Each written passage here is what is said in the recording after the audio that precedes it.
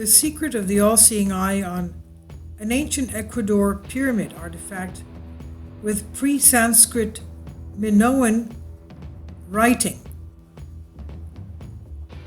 This is one of the many discoveries Klaus Donner made from artifacts around the world, and I'll leave a link below for the very interesting video.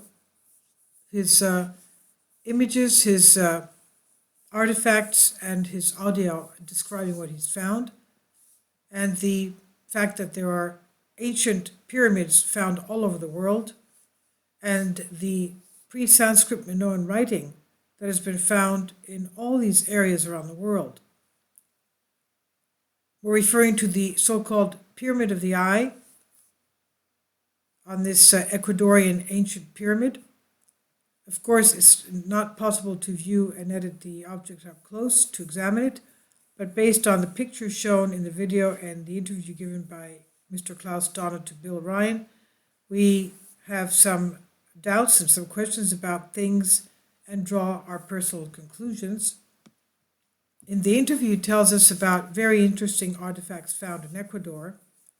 A pyramid with an all-seeing eye has a mosaic, and comments that are included this pyramid with 13 steps towards the all-seeing eye, just like the all-seeing eye that we see on the $1 bill of the United States.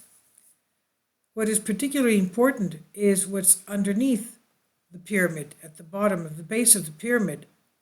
There's another mosaic of small pieces of gold showing the constellation of Orion. Some dots, some structures underneath showing the pieces of the stars of Orion's belt, and some unknown writing. And here's where the doubts start. This unknown writing, questions concerning this. According to Klaus Donner, Professor Kurt Schildmann, who was the president of the German Linguistic Association and very proficient in more than 40 ancient languages, was able to translate this inscription of characters that were found on the base of this pyramid, and the pyramid that had the dots showing Orion's belt.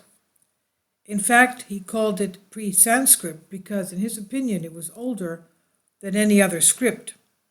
The translation of the 4 letters standing for words under the pyramid, on the base of the pyramid, he says, means the Creator's Son comes. That is, the Son of the Creator is coming. The Creator's Son comes, in the present tense.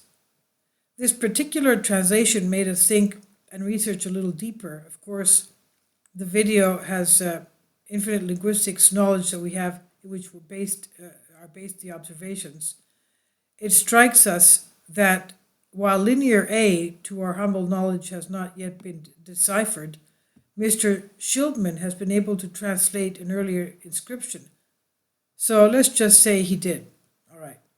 So Klaus Donner says the same writing was found in stones in Colombia, in Illinois of the United States, in Gloucester, in England, in France, in Malta, in Turkmenistan, in Australia, in southern Calabria, in Italy.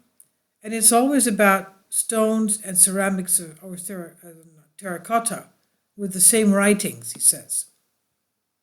If this particular script, which the linguistic professor Kurt Schildmann considers unknown or pre-Sanskrit,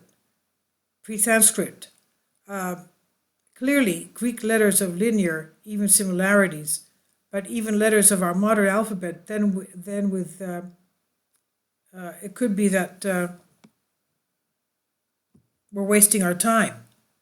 For Kurt Schildmann, the pre-Sanskrit script, which translated, at least for the inscription as far as we know, quote, once existed all over the planet and should have been a world culture older than the Sanskrit, 6,000 years older. Also, this scripture has a similarity to the Hindu scripture and that of the Easter Islands.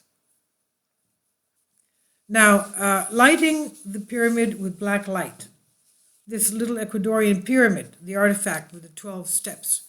When you shine a black light on it, the pyramid turns blue. And the eye on top of the pyramid shines and looks like a real eye, but it's not human. It should be remembered that that other linguists, German Norse S. Josephson, found many Greek linguistic elements in the Polynesian languages, as well as in the ancient culture of Easter Island. We've already established in the past videos, the past few days, that the North American Indians have mitochondrial DNA of Minoans of ancient Crete. We've already established that the Cretans had sailing routes and trade routes that went all the way to the Great Lakes area, and passing from the British Isles to the Faroe Islands, to Iceland, to Greenland, to Labrador of Quebec, Canada, and down to the Great Lakes and St. Lawrence River Basin. And in fact, the 500,000 tons of copper that had been removed in ancient times from the Great Lakes are believed to have come back to Europe during the Bronze Age. Obviously, they needed it for armor and helmets and spears and shields and chariots and whatnot. And they left a little bit of copper there for trinkets and jewelry for the local Native American Indians. But it's not just the mitochondrial DNA that the Minoans left that are found in the even present day Native American Indians. We have also established that a professor of a University of Maine in the United States, Professor J. Johnston, in May of 1851, wrote a letter to the chiefs of the American Indian tribes in ancient Greek. He wrote them a letter in ancient Greek. Now we know that the American Indian chiefs didn't go to college or university to become Grecians and learn ancient Greek, which is difficult anyway for anybody in this day and age. But he wrote to them in ancient Greek because that was their native language. And he wrote to them in the ancient Greek alphabet because that was their writing that they knew of. So obviously they already knew Greek, ancient Greek. So it's not surprising that we have all these Greek elements found in Polynesia and the ancient culture of the Easter Island.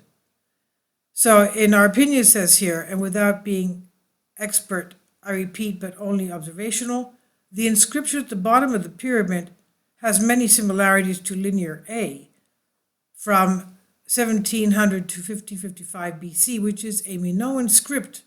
It's a Minoan scripture. In other words, it is Greek. Now, the Orion gold dots that resemble the Orion's belt, in our humble opinion, with the same ease as Kurt Schildman translated the unknown inscription, Mr. Klaus Donner concludes that the golden spots depict Orion's belt. However, this is not obvious because, on the other hand, the two extreme stars are missing, and on the other, there are no analog distances to form the constellation. Mr. Klaus Donner lets us mentally associate Orion and the pyramids with this particular pyramid find. By extension, we humans are inferior to those, quote unquote, who brought or created this symbolism. So in view of the symbol and its impositions as defined by the NPT and or the Illuminati who use it, we should just accept it.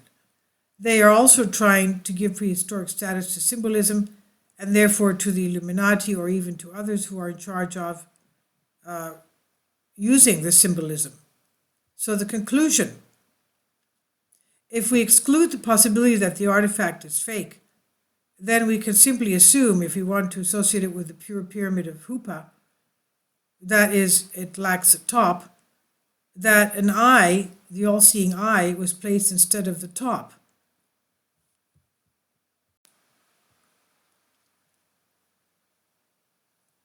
Or something that resembled an eye and was related to the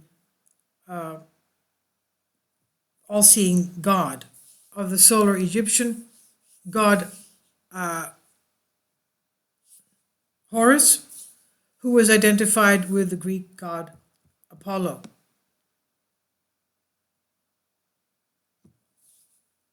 The symbol is nowadays regarded as negative and malicious, as Illuminati or anyone else who borrowed it, just as it was in the ancient swastika symbol identified by the Nazis.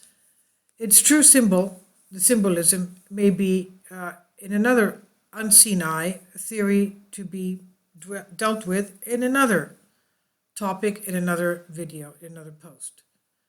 Please leave your comments, and I hope you found this interesting. This ancient little pyramid with the Sanskrit, Minoan Greek scripture saying that the Son of Creator comes. The Son of Creator comes. Very, very intriguing. Thank you for your support.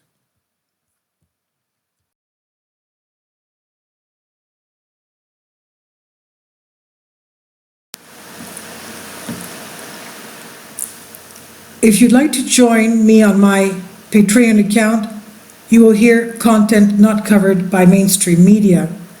These riveting stories will be based on my research, and I will state my opinions and give my personal insight on diverse and controversial subjects and world events not covered by mainstream media, and not supported by YouTube guidelines. So whatever I have on my Patreon, most of those will not be on my YouTube channel. Please consider becoming a member today. More of the most significant and important videos will be on my Patreon channel. Your support helps me to continue my research and keeps this YouTube channel alive.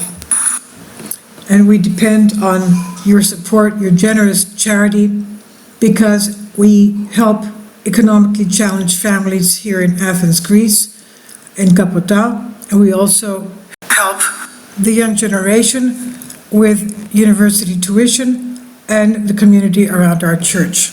Thank you.